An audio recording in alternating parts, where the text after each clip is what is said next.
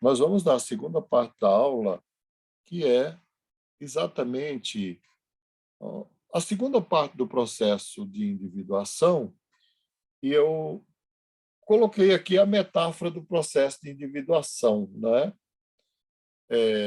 Eu não sei se dá para perceber, mas aqui você tem um pé bem grande, não é? Tá vendo? Bem grande. E depois os pezinhos pequenos, não é? Isso aqui é uma metáfora bonita do processo de individuação. Não sei se com as meninas isso acontece, mas com os meninos, quando eles caminham com os pais, o pai, no caso, figura masculina, na areia, né, onde vai ficando pegada, tem uma fase ali de desenvolvimento infantil que o menino fica tentando pisar exatamente no lugar do pai e não consegue. Não sei se, Alex, o menino vai tentando pisar, talvez você ainda viva essa experiência com seu menino, né? Você vai andar com ele numa praia, por exemplo, ou numa areia, e ele vai tentar pisar no mesmo lugar. E aí, nesta imagem, é quase imperceptível, mas aqui tem um pé bem grande, mas depois tem um pezinho menor seguindo aqui, tá vendo? Eu acho que a bela metáfora do processo de individuação, quando eu falei do processo de ruptura, na verdade, não precisa ser uma ruptura violenta, não é uma crise, um conflito entre pai, mãe e filha, né? Mas, na verdade, se a gente pegar aquela metáfora da natureza, eu tive 3 encontros com o Pondé esta semana e a minha compreensão é diferente da dele, mas no fundo é a mesma coisa, o que ele estava falando, curiosamente, ele estava falando da filosofia, não da individuação, que em determinado momento o homem se distingue da natureza. E aí ele não sabia se o homem se distingue da natureza, segundo Pondé, ele não sabia se o homem se distingue da natureza por encantamento ou por espanto. E eu não quis interferir, porque é a primeira reunião pública dele lá na PUC, então tinha muita gente com muita demanda com ele, eu fiquei mais ouvindo, e lá na minha cadeira eu cheguei à conclusão de que são as duas coisas, não é uma nem outra. Na verdade, a distinção que o homem vai sofrer ou vai viver com a natureza, que também é uma distinção que ele vai, a gente pode colocar em termos cosmogônicos, não é? Das grandes cosmogonias, a distinção como vai ter de Deus, a distinção que ele vai ter da natureza, a distinção que ele vai ter do pai, a distinção que ele vai ter da mãe. Parece que aponta sempre para um processo que eu chamo de ruptura, mas não no sentido violento, no sentido dantesco, é a ruptura natural. Isso explica, por exemplo, os grandes conflitos que as meninas vivem com as mães. As meninas, elas vivem, especialmente entre 11, 12 e 14, 15 anos, conflitos assim imensos com as mães. E os meninos, embora não externem, eles vivem também nesta fase um conflito semelhante com o pai, que Freud interpretou como sendo uma inveja fálica, uma inveja do pênis, uma inveja do falo do pai. Mas eu não consigo ver desta forma. Eu acho que o conflito se estabelece. Por quê? Porque a criança, como nasce indiferenciada com pai e mãe, o menino ou a menina é muito mais complicado que o menino. Por quê? Porque a mãe é natureza, a menina é natureza, e a única referência que ela tem do social de casa, no sentido antropológico, não é? Da lei mesmo, é o pai, e ela precisa construir a identidade dela distinta e diferente da mãe, e muitas meninas não conseguem fazer isso sem conflito com a mãe. Isso que eu estou falando aqui, vocês já constataram esse conflito? Já. Já, com a minha mãe. Ah, professor, eu acho que isso é bem natural mesmo. É bem natural. Na minha idade, não tem como eu não lembrar do meu passado, né? É natural lembrar, e eu nem peço licença para isso, mas eu lembro de uma filha que chegou um dia assim na frente de todo mundo e falou assim: mas com tanta mulher no mundo, você tinha que casar logo com esta. Esta quem é a tua mãe? Aí ela ficou quietinha, né? Aí, quando se torna adulta, que é um processo muito bonito, quando se torna adulta, né, ela chega e fala: mãe, mas eu falei cada coisa, eu tomei cada atitude, eu fiz cada besteira, não é? Especialmente quando ela se torna mãe, que aí ela vê como é difícil esse negócio. Eu ia falar isso, a maternidade traz muito isso, A né? A maturidade. aproximação. Né? É. O Jung fala que, aí, vamos lá, eu espero não puxar muita aula para um lado, mas o Jung fala que nas mulheres é muito mais fácil perceber o processo de individuação, porque as mulheres têm marcadores biológicos. Então, por exemplo, a primeira menstruação, não é? Depois, a primeira relação sexual, que também tem marcador biológico na mulher. No homem não tem. E depois, o primeiro parto. Então, isso faz com que as mulheres entrem num processo acelerado de individuação e os homens entrem tardiamente no processo de individuação, porque eles não têm marcadores nenhum, até porque na sociedade ocidental moderna não existem os ritos de passagem, não é? E aí eu sou muito grato a Deus, mas muito grato a Deus mesmo assim, e à natureza e à vida, porque eu participei dos grandes ritos de passagem que um homem pode participar, que é eu participei da vida militar, não é? Participei da ordenação religiosa, participei de outros ritos em outras instituições que marca exatamente essa necessidade de andar com os próprios pés, essa necessidade de andar com os próprios pés. E muitas vezes nem a mãe entende essa rebeldia da filha, e nem o pai entende a rebeldia do filho e passa a tratar como... que eu acho que, nesse sentido, o Pondé foi muito feliz, né? Que ele fala assim, mas quando estas mães e estes pais eles começam a competir com esses filhos, que lugar esses filhos encontrarão no mundo? Nenhum. Então, aquela história que eu já falei aqui, que em algum momento a mãe tem que olhar para a filha e dizer: a protagonista é você. E o pai tem que olhar para o filho e dizer: o protagonista agora é você, não é?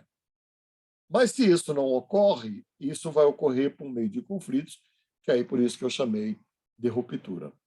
Jung diz também, esse texto aqui todo está no Desenvolvimento da Personalidade, que foi o texto base, né? Mais a dinâmica do inconsciente, e mais o homem, a descoberta da sua alma, foram os textos básicos dessa cadeira que está chegando ao fim. Pois bem, o que inspirou Jung para criar esse modelo de individuação? Com toda certeza, havia mística, mística não no sentido de fanatismo, mas no sentido da grande mística de São João da Cruz, da grande mística de Santa Teresa d'Ávila, da grande mística de Paulo e da grande mística de Agostinho. Se eu pegasse o Paulo aqui, o caminho da individuação é literalmente pegar a estrada de Damasco. Pegar a estrada de Damasco, não é? Com todas aquelas implicações daquela estrada de Damasco, ou o próprio processo da vida de Agostinho, não é? Ou, enfim. Mas ele tomou também como metáfora do processo de individuação a análise. Eu queria dizer, porque aí é um curso junguiano, não é freudiano, se fosse freudiano, eu diria só a psicanálise leva ao processo de individuação e de preferência freudiana. Mas eu não sou. Não, vários caminhos podem levar ao processo de individuação. Por exemplo, a própria via mística, como eu já falei. Uma carreira pode levar ao processo de individuação. Um relacionamento pode levar ao processo de individuação. A análise pode levar ao processo de individuação.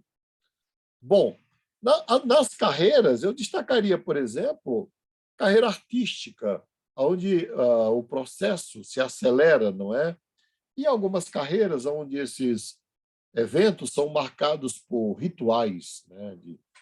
transformação, rituais de metanoia.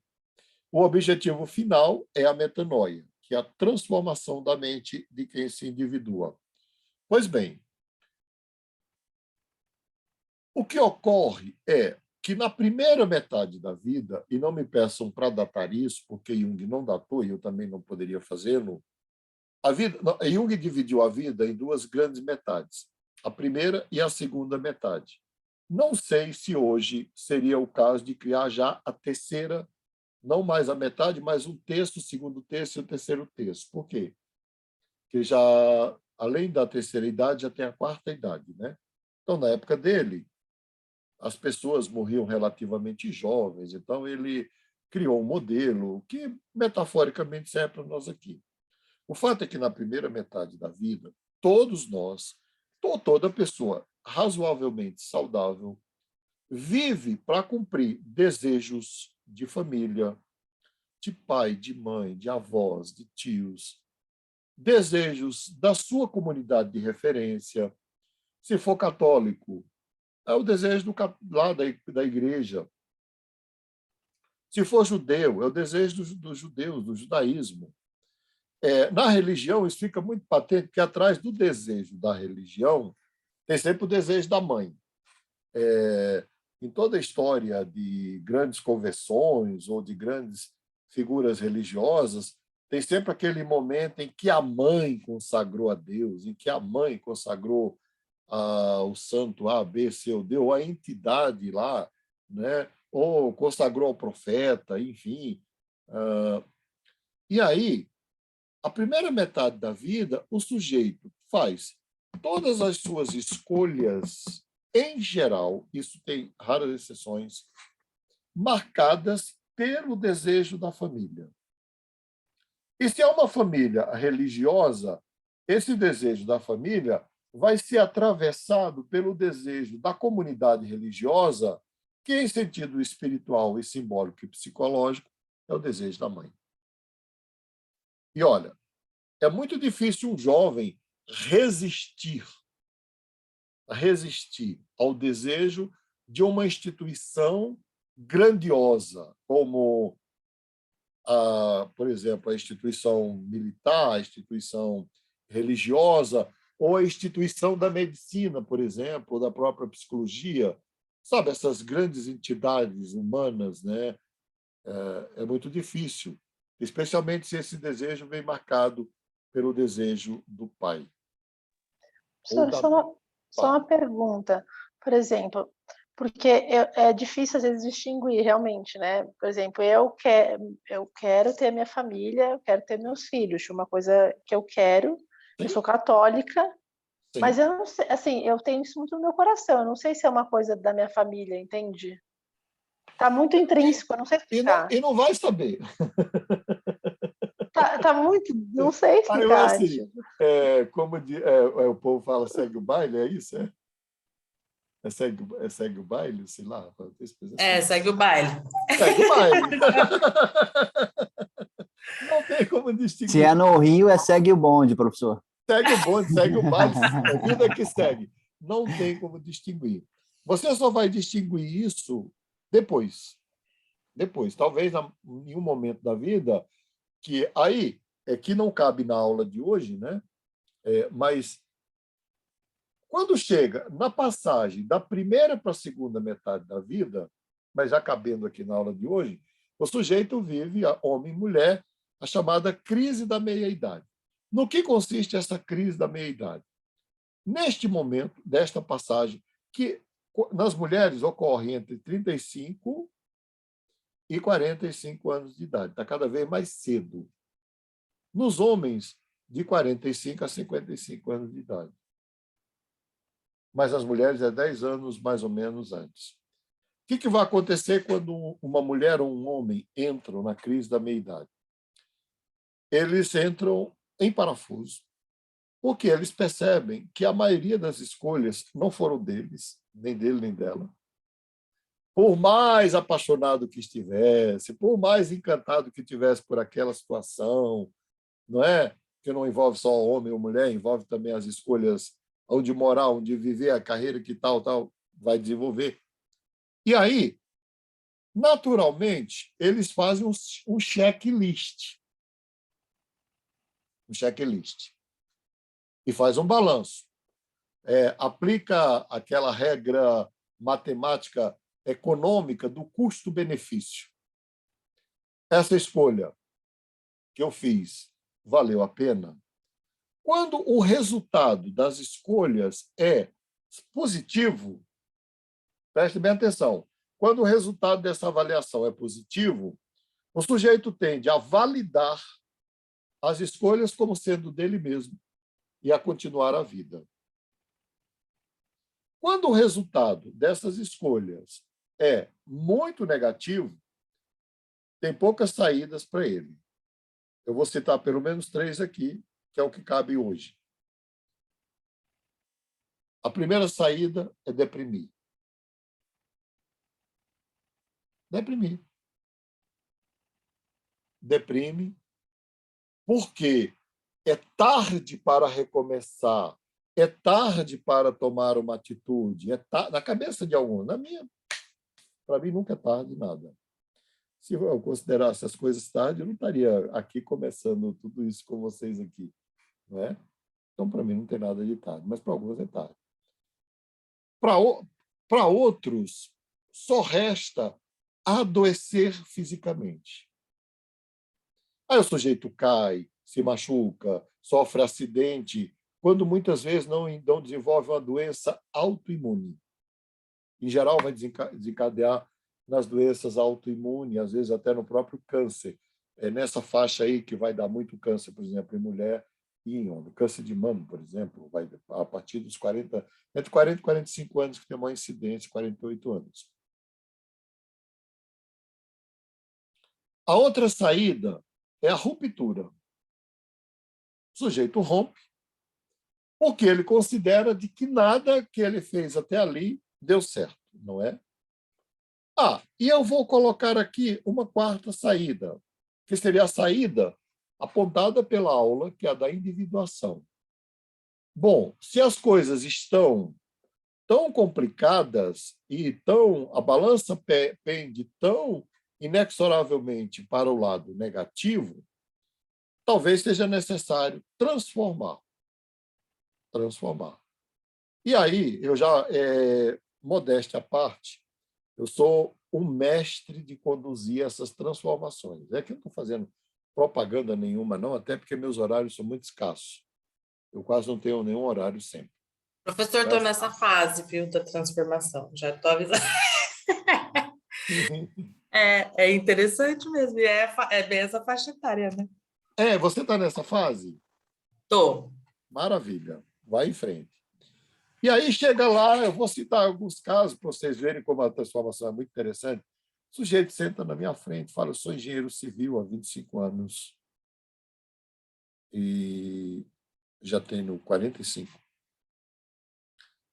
E eu sou filho de imigrante, eu fiz engenharia porque meu pai não pôde fazer universidade. E o sonho dele era ser engenheiro. E eu fiz engenharia. E eu ganhei um bom dinheiro. Inclusive, eu me preparei para esse momento. Mas eu jamais fui engenheiro. E aí o cara contou essa metáfora. Né? Tem um mito grego que carrega lá o Atlas, né? Carrega o mundo nas costas e fala: eu carrego a engenharia como um fardo. E se você pudesse escolher, você seria o quê? Seria músico. E seria analista junguiano. Por isso que eu te procurei.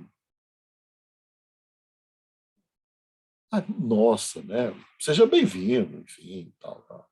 Aí vai, né? Aí fica aquele medo terrível, né?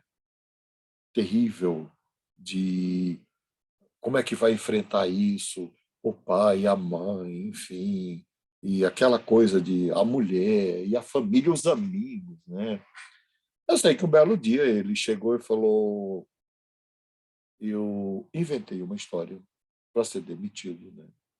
De uma grande construtora aqui de São Paulo, do Brasil. e eu vou seguir a minha vida. Eu me preparei para isso, eu fiz uma poupança para fazer essa transição de carreira. Mas o mais difícil vai ser comunicar ao meu pai, porque era o desejo dele. Bom, mas o pai agora já tem 70 anos, é outro senhor, outro homem, já passou por tudo, né? E tal, tal, tal. Aí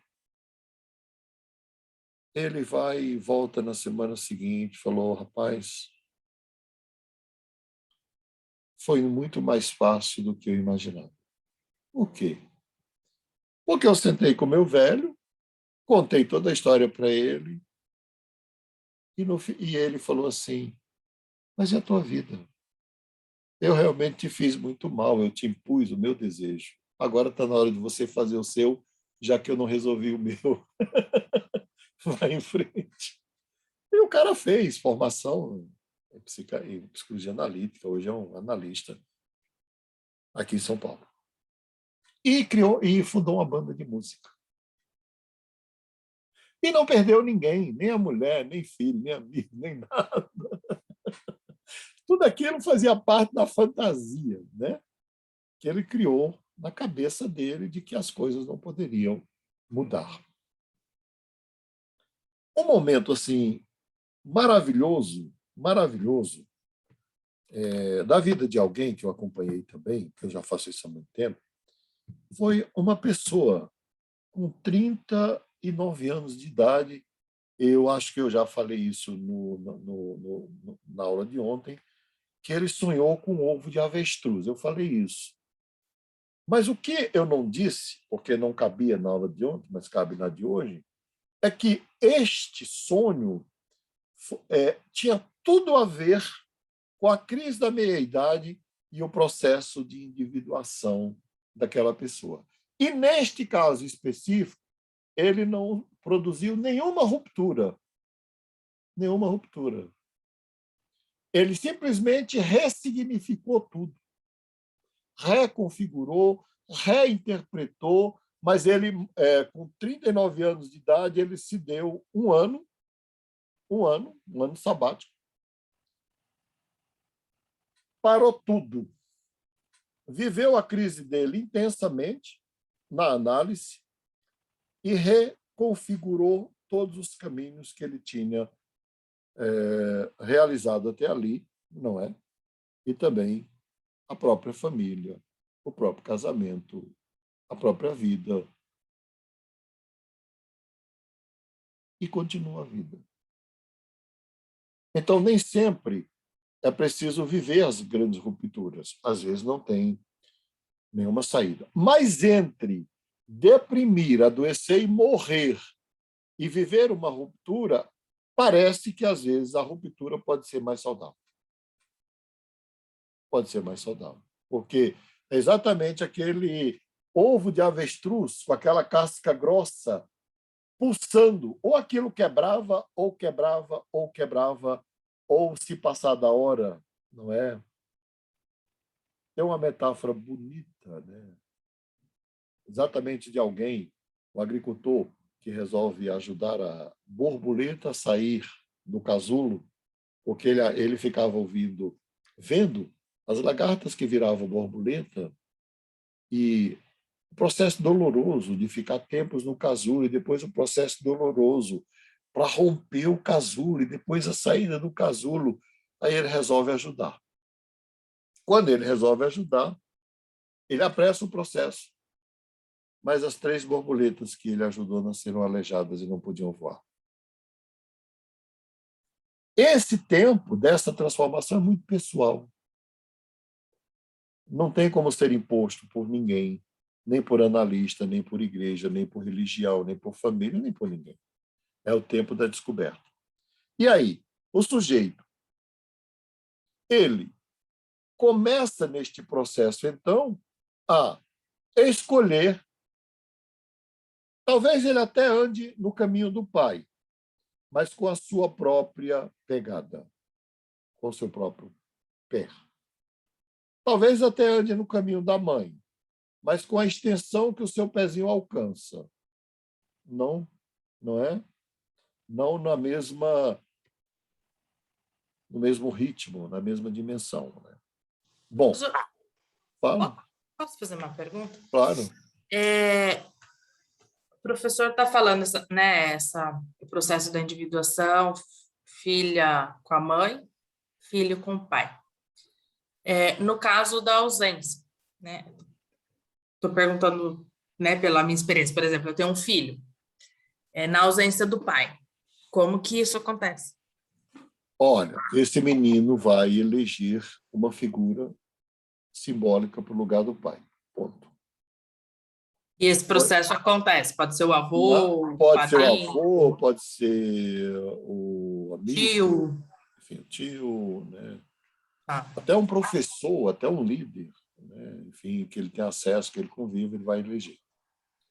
Mas no caso do menino, qual a idade do menino? 3 anos? 3 anos. 3 anos. Mas no caso do menino órfão, eu vou dar uma boa notícia e uma notícia nem tanto. Não é? A boa notícia é que os meninos... Existem estudos na psicologia, meninos órfãos se saem maravilhosamente bem na vida. Essa é a boa notícia. A má notícia é que eles amadurecem intelectualmente muito rápido. É como se eles precisassem assumir o lugar do pai, e isso vai ocorrer até os 12 anos de idade. Então, o menino órfão com 12 anos já é adulto, e as pessoas valorizam isso, aplaudem isso, enfim.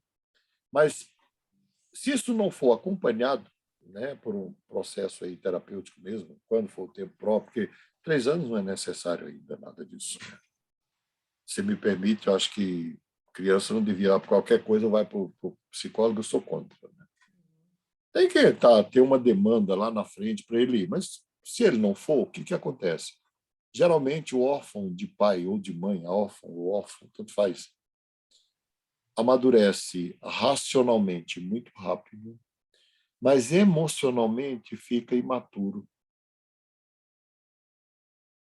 Daí, por exemplo, se amanhã ele precisar de um terapeuta, o ideal seria um terapeuta homem. Homem. Homem. Tá. Para ocupar esse lugar. Entendi. Não é?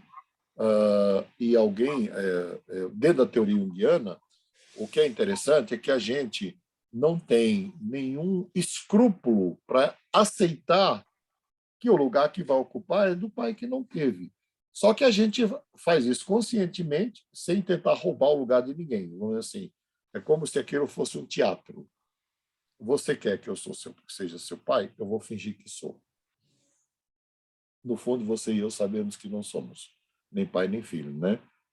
Isso possibilita resgatar as lacunas emocionais que ficaram ao longo do processo.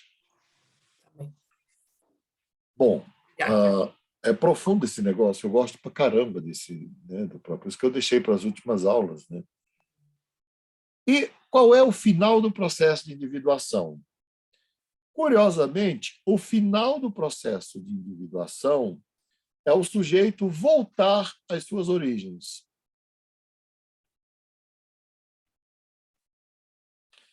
Vamos pegar, se vocês pegarem a metáfora, qualquer metáfora de Jesus, né? Jesus de 12 a 30 anos, tem até livros aí escritos sobre isso, pena que a gente não sabe se são verdadeiros ou não. Mas depois daquele período de Jesus no deserto, porque tem várias coisas dentro da individuação, né? Tem o período da solidão, do deserto, né? Tem o período da confrontação da sombra, que a gente já viu. Mas naquele período lá do deserto, que Jesus é confrontado com ele mesmo, com a sombra representada ali pela figura do demônio. E quando Jesus sai daquele processo todo, ele retoma a sua vida exatamente aonde? Vocês lembram? Aonde Jesus começa a sua existência? No batismo? Na sinagoga. Na sinagoga. Na sinagoga. Ele entra na sinagoga, pega o livro de Isaías e diz: porque o Espírito do Senhor está sobre mim, pelo que me ungiu para curar, para ler. Enfim. E ali ele começa a jornada dele. Lá, aonde menino, ele vai se perder dos pais exatamente aonde? na sinagoga. Lembram disso? Tomando a sinagoga como a representação da comunidade de origem de todos nós. Então, eu faço todo o meu percurso para ir, depois eu faço o percurso para voltar. Por isso que eu peguei a parábola do filho pródigo. O filho pródigo volta para a casa do pai, só que ele volta agora transformado. Não é a mesma pessoa. Não é a mesma pessoa. É outra pessoa. Mas ele volta numa atitude de identificação, de humildade. Vamos dizer assim, não é aquele sujeito que ele volta para as origens dele como se nada tivesse acontecido, com absoluto respeito ao nível de desenvolvimento humano, a precariedade da vida, a tolerância, o respeito, não é? Vamos imaginar que ele fez aí uma carreira brilhante em alguma direção, um grande jurista, um grande empresário, né? Enfim, ele volta para as origens dele. Claro que as pessoas vão festejar, vão celebrar, mas ele volta como ele é. Embora ele e a comunidade saibam que não é mais a mesma pessoa. Mas ele jamais terá a postura. Sabe com quem está falando? Não. Ele vai voltar para se integrar naquela comunidade. E agora, como um elemento que representa acolhimento e sabedoria. É o fator que traz ali, né? Que faz com que ele entre ali e se torne ali alguém procurado, uma referência. Mas não é uma referência por títulos, por poder econômico, por autoridade social, não é? Não, é uma referência pela sabedoria da vida. Professor, Alguém posso compartilhar? pode, pode. Eu tive uma experiência dessa na minha vida, né, que eu me senti a filha pródiga, né, voltando. Só que, assim, foi muito curioso, porque eu não tinha essa comunidade, assim, minha família é católica, mas não era praticante, sabe? Então, assim, eu não foi uma, tipo assim, eu não saí, nossa, eu era uma menina super boa, eu saí e depois voltei, todo mundo ficou feliz que eu voltei. Não foi isso, foi como se, quando eu me senti voltando para casa, né, de Deus, eu senti como se ele me conhecesse desde sempre. E eu nunca tinha tido esse sentimento na minha vida, sabe? Então foi estranho ao mesmo tempo, foi uma sensação assim, como assim você me conhece, né? Tipo assim, foi, uma, foi um encontro muito pessoal que eu tive, sabe? Então é engraçado, é curioso isso. Porque eu nunca tinha me sentido em casa Sim, antes. você não tinha se sentido. Você precisava ter vivido para voltar e dizer, não, aqui é o meu lugar. É, Aí agora já é a sua escolha, tá, né? entendi. Já é a sua escolha. Não é mais a escolha de pai, mãe, da tribo. Eu prefiro mais a imagem da tribo, né? Eu tomo as comunidades, sejam elas quais forem, como tribos urbanas ou tribos pós-modernas, contemporâneas, né? Mas o fato é que o desfecho do processo de individuação ele tem que ser absolutamente saudável. Não é o desfecho da arrogância, da solidão, do sofrimento, não é? É o desfecho da reintegração às raízes.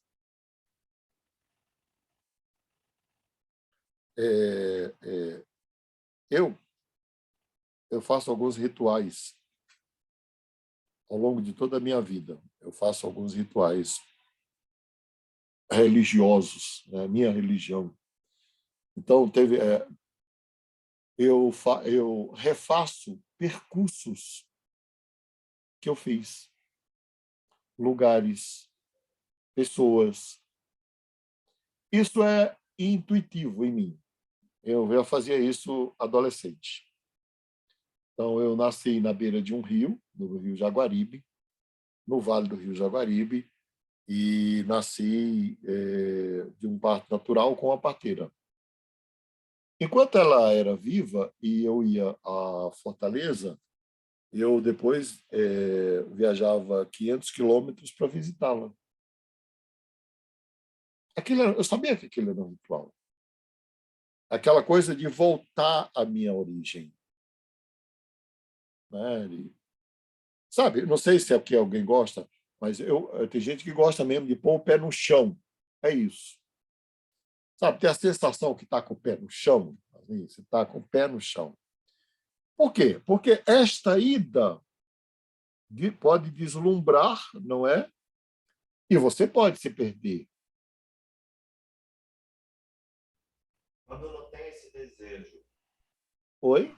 Quando não tem esse desejo de retorno, o processo de individuação ele não está concluído ou pode ser que nunca volte mesmo com o processo concluído? Eu não estou te ouvindo, Alex. Teu áudio está baixinho, Alex. Agora foi? Perfeito. Quando não tem esse desejo de retorno, o processo de individuação ele não foi concluído ou pode ser que nunca volte mesmo? Não, ainda não foi concluído. Não é o desejo de retorno, não é algo prazeroso. É aquela coisa de que você chega um momento em que você começa a descobrir ou a redescobrir as tuas raízes. Raízes mesmo. E aí entra família, amigos, cultura. É claro que você não vai ser, não é o mesmo Alex. Está entendendo? Não é o mesmo Alex. O que vai é outro Alex. Mas é um Alex tão maduro, tão maduro emocionalmente, que ele vai numa atitude compreensiva com tudo aquilo que está lá. Entendo. Entende? Bom, e eles exigem isso. Eu saí lá do sertão, enfim, depois do meu primeiro, que eu terminei o primeiro doutorado, eu voltei para aqueles lugares lá, e aí tinha um dia, 7 horas da manhã, chega um tio meu e fala assim, olha, nós vamos hoje tomar o café da manhã na feira, aquelas feiras nordestinas. Né? Vamos? Vamos. Só me vestia, porque ele me acordou, eu estava de férias. Vamos para a feira. Foi um dia marcante da minha vida. Ir com o meu tio na feira, anos depois de ter, quase 25 anos depois de ter ido embora do Ceará. Está entendendo? Aquilo podia não significar nada? Não. Era muito importante para ele e para mim. Isso era visível nele. Aí depois ele falou assim, pois é, eu convidei para ver se você tinha voltado cheio de frescura e ia dizer que não ia comigo tomar café na feira. Falei, tio, nós vamos onde você quiser. Tá entendendo? Assim, aquilo é a dinâmica da vida dele. Não vamos, não, tal. E depois você aprende isso, que na verdade é o chamado para a vida, né? Porque às vezes a gente fica esperando grandes coisas da vida e de repente uma coisa marcante vai ser tomar café na feira com alguém ou fazer alguma coisa junto com alguém ou compartilhar alguma coisa com alguém, né? Nesse sentido, eu falei aqui, eu sou muito grato, porque eu fui lá para o Rio Grande do Sul, aí eu estive lá com um grande teólogo, e aí ele, Máspoli, amanhã, 5 horas da manhã, você está convidado para tomar chimarrão comigo, frio para caramba, você não imagina. Frio, lá no Vale dos Sinos, né? Tomar chimarrão comigo. Vou lá tomar chimarrão. Nossa, Lauro Zimmer. A gente está tomando chimarrão, aí ele fala, muita gente não aceita esse convite, alega o frio e não vem. Você sabe o que significa esse convite aqui, no Rio Grande do Sul? Foi não. É um convite para você ser meu amigo. A gente só toma chimarrão de manhã, 5 horas da manhã, na beira da lareira com um amigo. Eu fiquei emocionado, velho. Eu nunca imaginei. Para mim era só chimarrão. Nem sempre chimarrão é só chimarrão, né? Tá entendendo? Se você não tiver superado todas essas questões internas, você não vai viver momentos preciosos da vida e também não vai suportar aqueles momentos terríveis que às vezes alguém chega, te agride, te rejeita. E você olha e fala, mas isso é uma questão dela, dele, não é mais minha. Porque eu estou confortável no meu lugar na vida. Então, o processo de individuação, ele é um processo de transformação. Em alguns pode ser muito doloroso, em outros pode ser uma grande aventura, em outros pode ser os dois. Mas o desfecho é te tornar mais humano. Se essa é a palavra que tem essa palavra, se é possível alguém se tornar mais humano do que já é, mas se tornar humano. Você se torna humano. Então, não tem mais aquela necessidade de aparecer ou desaparecer, não é? Ou de olhar alguém por cima, né? Alguém chega e fala, mas eu já ouvi isso tanto na minha vida, né? Eu quero ser chamado de doutor. Aí alguém chega para mim e fala, isso é comum. Como você quer ser chamado? Que tal me chamar de Máspoli? Se for difícil, me chama de Antônio. É só o que eu sou. Não tem mais nada. Não existe mais nada, não é? Agora, na análise, trazendo aqui como metáfora, na verdade, Alex, o objetivo de qualquer processo de análise, que às vezes é muito longo, o meu foi muito longo, o meu foram 11 anos. E eu ainda penso em voltar no ano que vem para resolver umas questões que ficarem abertas, né? O objetivo do processo de análise é esse. Não é gerar dependência, não é ficar culpando pai e mãe, aí as origens. A gente até volta nas origens para entender, né, o processo, o que está ali. Não é ficar... né? E também não é fortalecer as atitudes, vamos lá, que eu vou chamar atitudes de ruptura, não é? Nesse sentido, eu fui muito feliz, porque eu tive um analista, meu primeiro analista era freudiano, e ele era doutor em psicologia, psicanálise mesmo, fez na França, e doutor em teologia pela Universidade Gregoriana de Roma. Ele tinha sido franciscano e tinha renunciado à batina para casar, naquela época lá, enfim. E quando eu estava iniciando a análise, eu tinha 28 anos de idade, e na minha cabeça eu só iria viver meu processo de individuação, especialmente profissional, se eu praticasse algumas rupturas.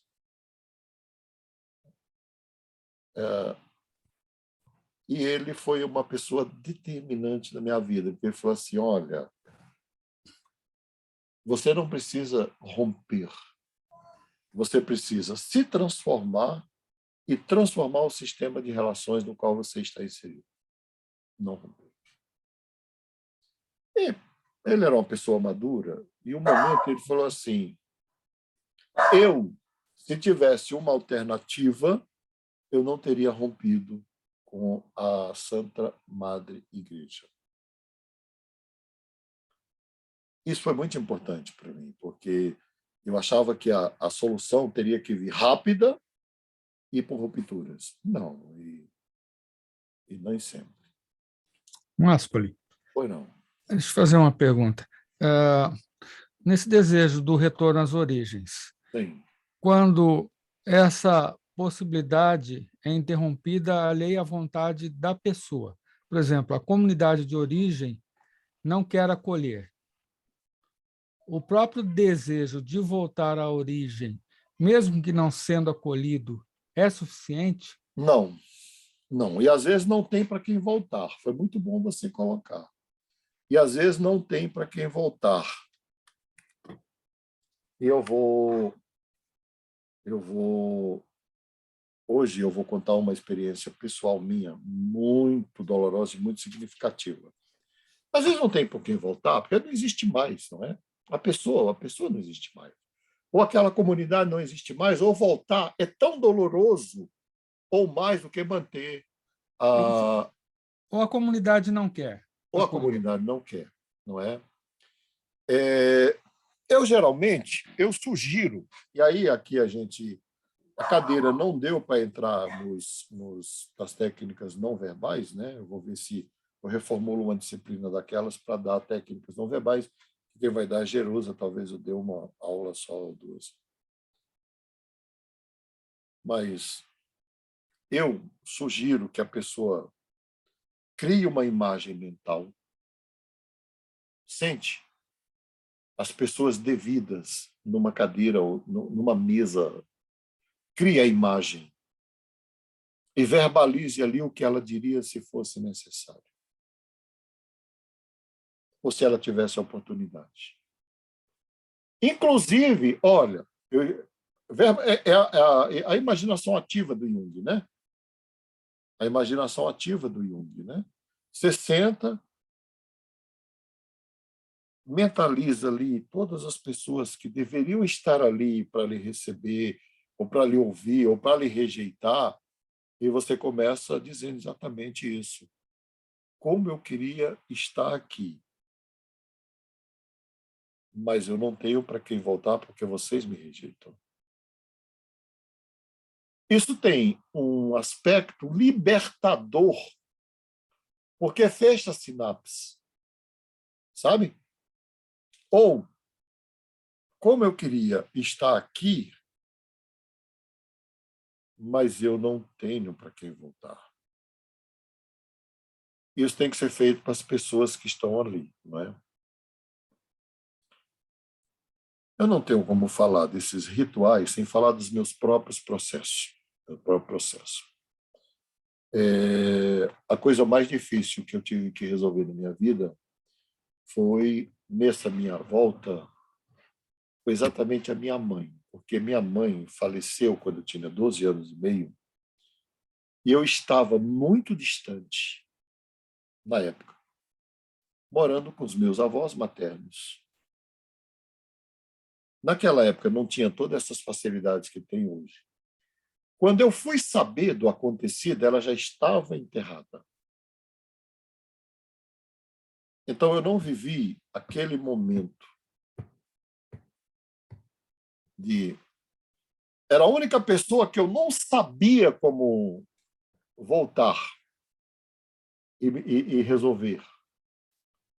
Durante o processo de análise, que foi longo, eu consegui viver com meus analistas, os dois que eu vivi, todos esses processos.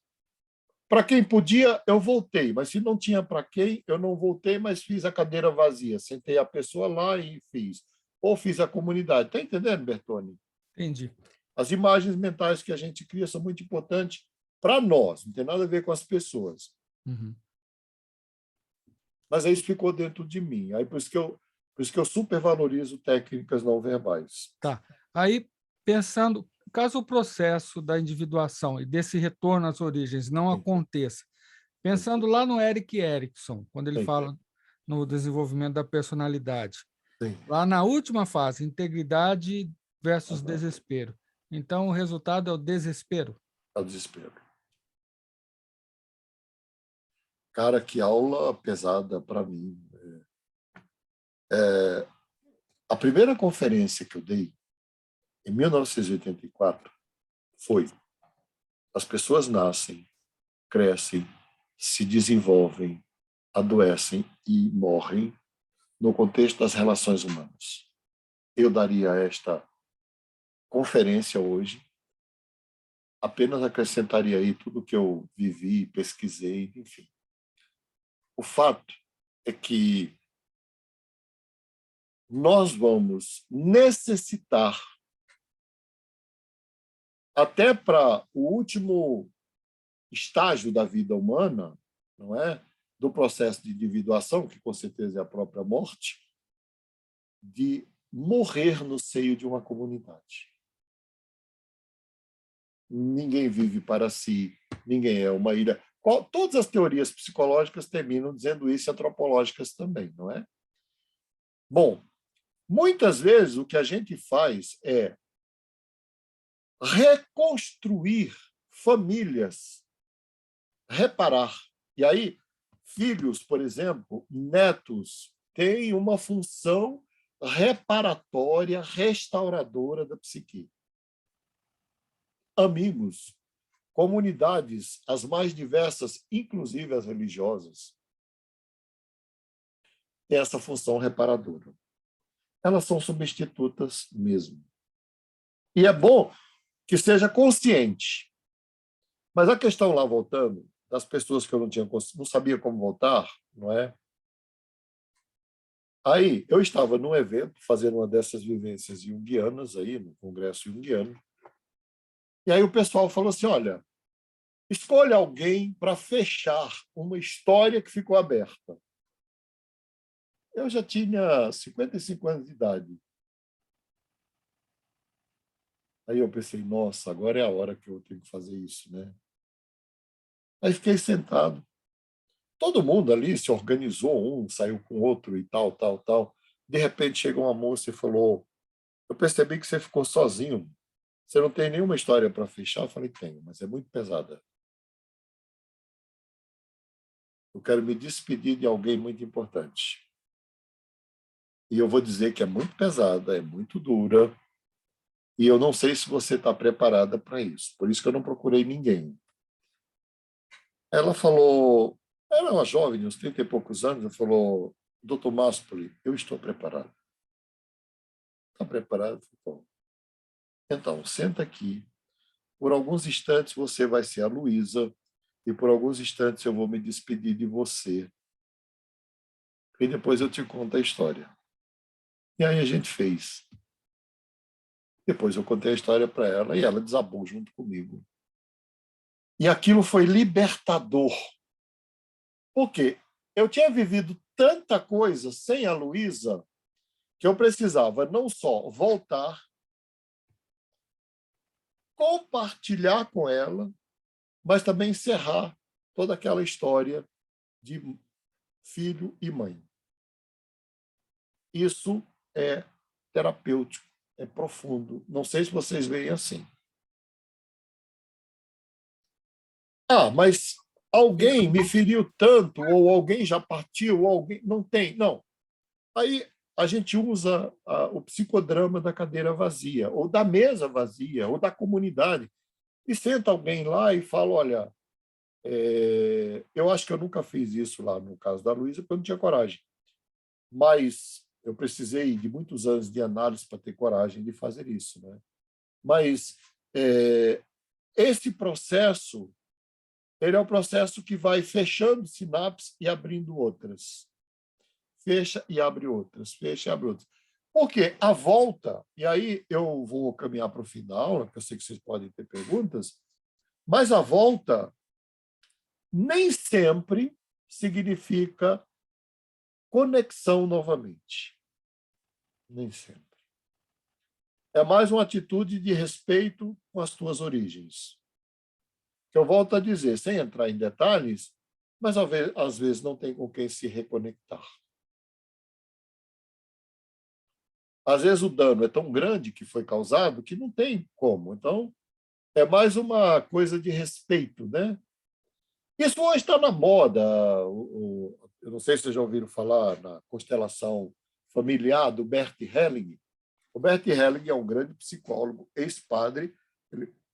Ele criou um negócio maravilhoso baseado no trauma transgeracional do Jung.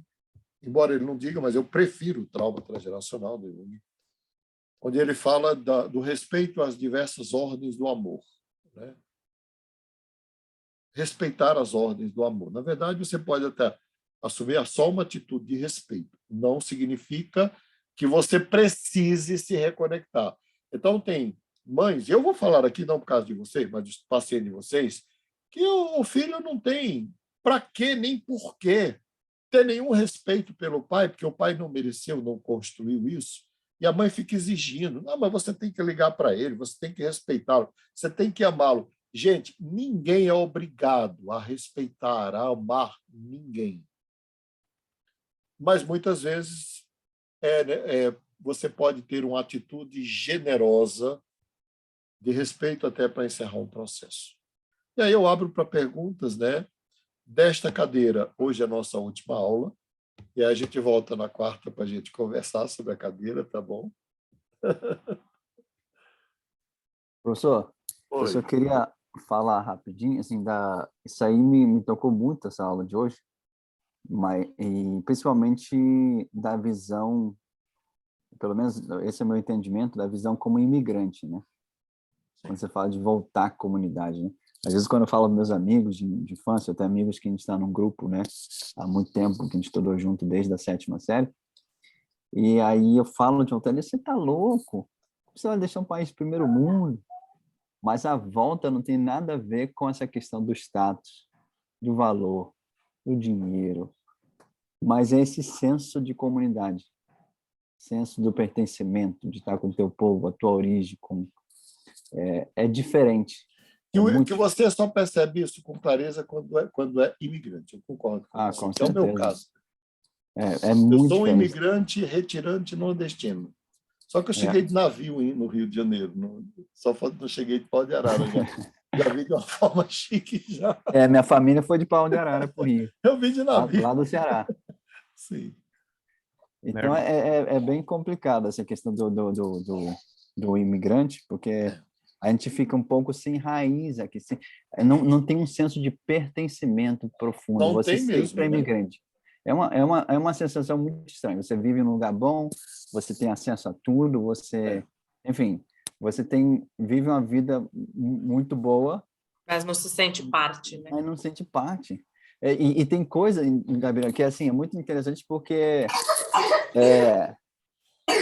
mesmo tendo amizade com outros imigrantes, com americanos, mas o fato de não ter crescido aqui, não ter essa raiz, eu vejo até que filhos de brasileiros dentro da nossa comunidade brasileira, cristã, são meio deslocados, sabe? São meio deslocados. Parece que ficam, desculpa até a palavra, mas ficam até um pouco meio abobados, porque não parece que não tem raiz, né? Base. Uhum. Não é meio, só para compartilhar a experiência do imigrante, que não é fácil. O meu irmão, Edu, ele tá 6 anos no Japão. Ixi, aí, Japão é mais desafiador ainda. Foi lá fazer engenharia mecatrônica, tá fazendo doutorado lá, concluiu tal, carreira dele. Mas lá ele falou, cara, eu amo a cultura japonesa, mas não dá. Não dá, não tem nada a ver com brasileiro, eu tô sentindo muita falta. Com certeza. Mas eu tenho uma pergunta aqui, então assim, essa aula também mexeu muito comigo, tanto a anterior como essa. Comigo também, essa mexeu comigo. Eu tô até um pouco assombrado, assim, com coisa... A de ruptura não mexe comigo, que eu adoro chutar o pau da barraca. Agora, a reintegração mexe comigo. É meio que tudo ou nada, né? Porque, assim, em essência, a gente está falando de como a gente se torna ser humano. Na verdade, é isso. Cujo fim é a morte. Então, ou você faz direito, ou não vai valer meio que de nada, assim, você passar pela vida. Aí eu gostei do que o Bertone falou, eu estudei o Erik Erikson, ele fala disso lá no último estágio de desenvolvimento dele. O desespero, né? Então, é urgente essa percepção do processo de individuação, e pode ter outro nome, eu imagino, né? Que deve ter... Assim, vai variar de acordo que elaboram com a isso, né? teoria. Essa essência, né, do processo é o que é ser humano, afinal de contas, né? É muito, muito, muito profundo isso aí, né? E muito importante, né? Pensei no meu pai, né? Meu pai, infelizmente, não tem nada disso, é impressionante como ele não consegue se fixar.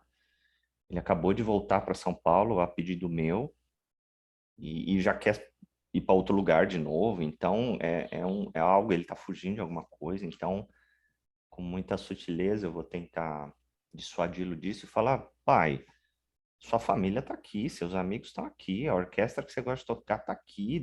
Você está fugindo do quê, né? Do que ele foge, né? Porque agora é um momento não de expansão, mas de reconexão, né?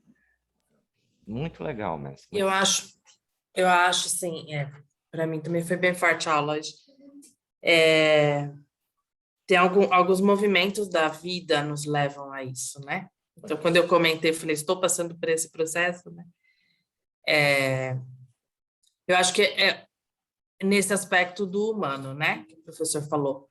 Eu vim, né, de um período aí fazendo terapia e, né, com o falecimento do meu esposo e buscando essas reconexões, né? No entanto, esse ano eu voltei para a minha cidade de origem, né? Estou aqui e isso tem me feito muito bem. Voltar às origens, né? Voltar às raízes. Então, e isso traz uma paz, né, para a gente. É muito interessante isso. Mas, por outro lado, né, acho que ainda é uma fase, né, dessa caminhada, é essa questão que o professor falou, né, a gente querer ser mais humano, né, querer atuar com mais humanidade. Então, até onde tudo que foi, né, construído, e graças a Deus bem construído, né, mas assim, e daqui para frente, né, o que eu vou deixar de marcas no mundo? Qual é o legado, né? Qual o legado que eu vou deixar, né? Ter um filho, o que eu vou deixar, né, para esse serzinho e para o mundo? Mas é uma busca gostosa, né? Eu, pelo menos, sinto isso de uma forma positiva. Não é algo que deprime nada, né? Mas é essa busca. Eu acho que é muito gostoso quando a gente toma consciência disso, né? E busca isso de forma consciente. É verdade. Márcio. Bom, fala. É interessante como essa aula foi extremamente libertadora, mas, ao mesmo tempo, ela trouxe assim medo, né? É dolorosa. Eu vou falar do meu caso, porque, literalmente, esse final de semana, eu procurei voltar à minha comunidade de origem. E parte dela me disse sim, e parte me disse não. Me disseram não por esse caminho, quem sabe por outro. Eu falei, tudo bem, eu estou aqui e entendo perfeitamente, mas eu vou voltar em outra circunstância e vou continuar batendo a porta. Então, tem muito a ver com o que está acontecendo Ou comigo nesse talvez momento. nem bater a porta, voltar e se sentar lá no seu lugar e deixar as coisas acontecerem. Ficar sentadinho lá, porque lá é o seu lugar. Professor, baseado no que a Gabriela estava falando, me vem uma pergunta na cabeça. Esse processo de volta à origem e tal, como ele vai ser feliz ou triste, ou no caso dela lá, está sendo gostoso, está sendo legal, depende de quão firmada é a minha persona antes desse processo, a noção de quem eu sou mesmo, dos meus valores. Pois é, mas você não vai ser você mesmo, vamos lá, você é você mesmo naquela tribo. Você sai para testar quem você é. E aí você descobre todos os seus problemas e limitações e virtudes e potencialidades. E aí você volta novamente apenas para dizer, eu sou mesmo parte de tudo isso, não tem como negar. Ok. Né? Faz sentido. Profundo. Não, pode ir. Eu só queria falar que eu não vou falar do meu caso, senão a gente vai ficar aqui até também. Claro. Todo mundo vai falando. Mas eu também tive muita essa questão de assim, eu senti a falta desse pertencimento na minha vida e eu comecei a praticar meditação desde o ano passado. e tem me ajudado muito a pertencer a algo maior. Assim, eu sou cristã, né? Mas assim, além do fato de ir na igreja e rezar, comecei a meditação me fez me sentir pertencendo aqui, sabe? Uma coisa muito maior do que eu, assim. Perfeito. Gente, uma boa noite para vocês, viu? Boa noite. Até terça que vem. Até, Terça, terça que vem a gente vai ter a interpretação do sonho, e na quarta-feira, até terça vai estar liberada a plataforma, na quarta a gente reúne para bater um papo sobre as virtudes e deficiências das duas cadeiras, especialmente de tecnológica. Um abraço para vocês.